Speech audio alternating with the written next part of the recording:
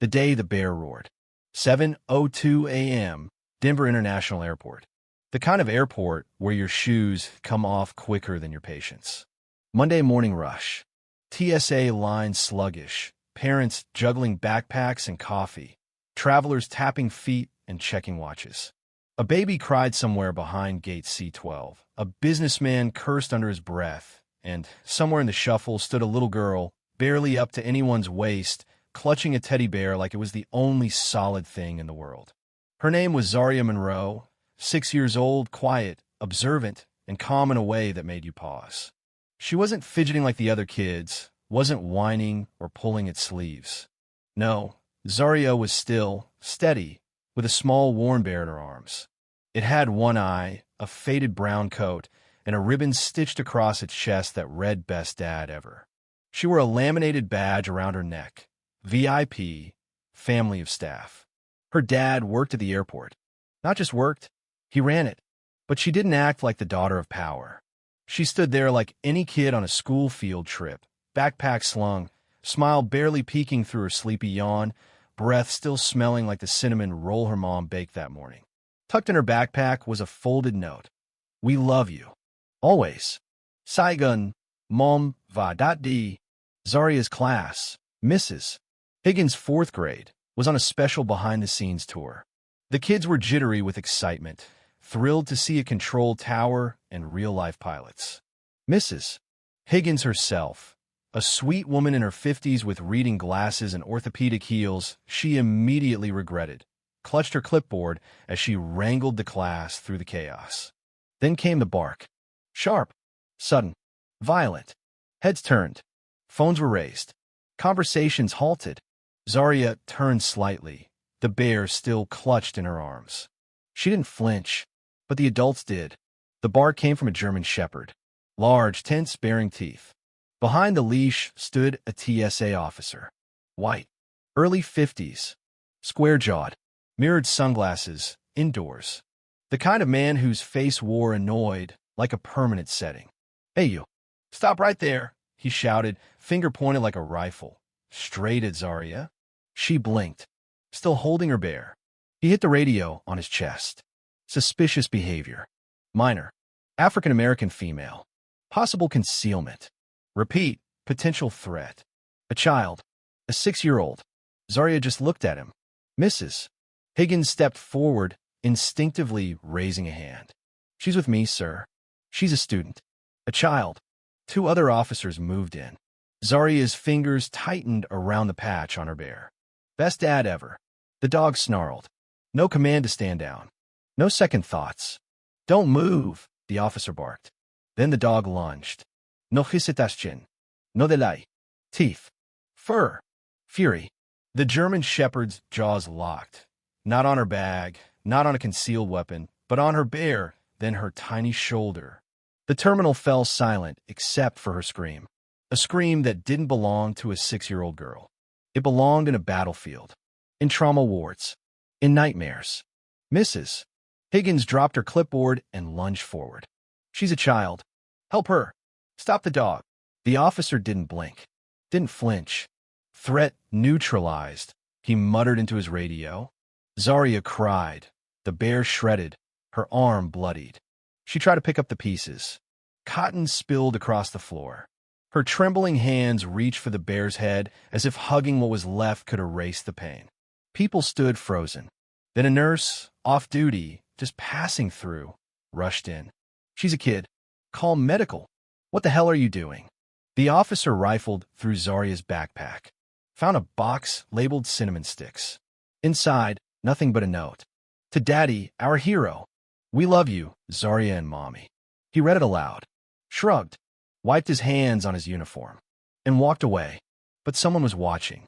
A TSA agent nearby, younger, black, trembling, stared at Zaria's wristband.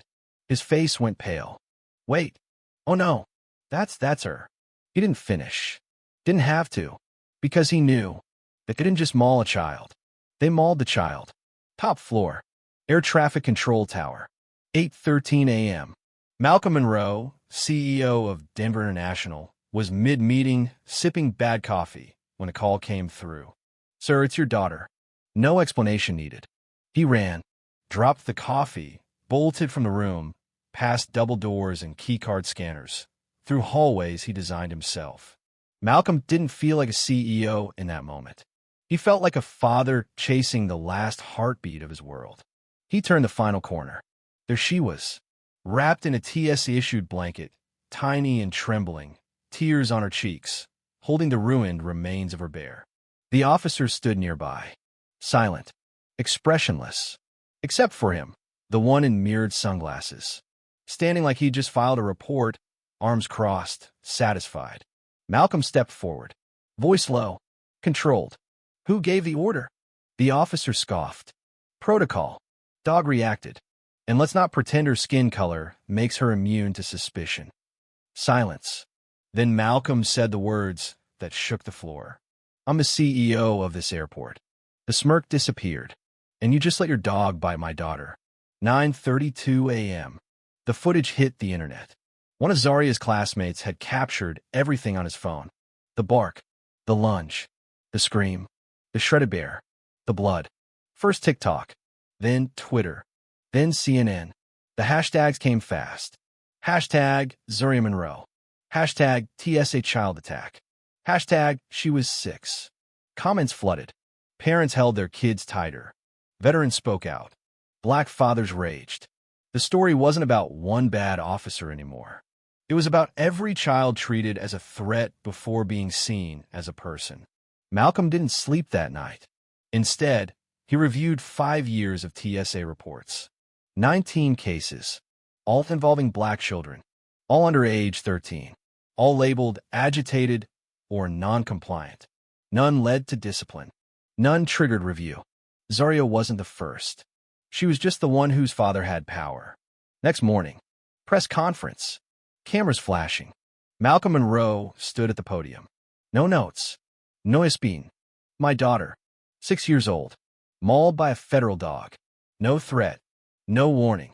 Just skin color. This wasn't about one mistake. It's a system, and I'm tearing it out from the root. If you wear a badge and hide behind bias, you're done. Not tomorrow. Not next week. Now. The room erupted in thunderous applause. The officer was fired, then arrested, then exposed. This wasn't his first abuse report. It was just the first that went viral. The second officer, the one caught saying she looked suspicious cause she wasn't white, went into hiding. Didn't matter. They found her, and she too fell. But Malcolm didn't stop at punishment. He brought in civil rights leaders, data analysts, community organizers. They reviewed every TSA checkpoint complaint, audio log, camera angle. Reforms came fast. No dogs near children without parental presence. All field trips prioritized with trained escorts. A hotline created for travelers to report racial bias. All agents required to undergo cultural training by third-party community-led teams. 1 month later, Zaria left the hospital. Her arm bore a scar, but she held her bear, now stitched with a new message on the back. "I'm not afraid anymore." She meant it. At the airport, beside the food court, a glass display now holds a photo. Zaria, smiling, bear in hand. Beneath it, a plaque. Every child deserves safety. Every officer owes accountability. We remember. Travelers stop, not just to read, to feel. Because this wasn't just about Zaria. It was about all of us, and what we allow, and what we stop allowing. Because Zaria didn't just walk through that airport. She walked through the system and made it change.